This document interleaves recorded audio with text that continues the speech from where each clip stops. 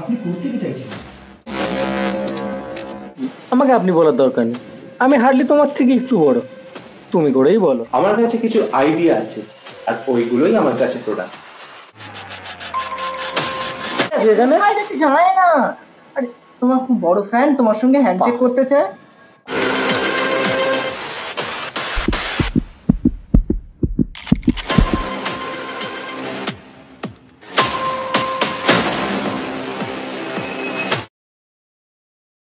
একটা গল্প পেয়েছি।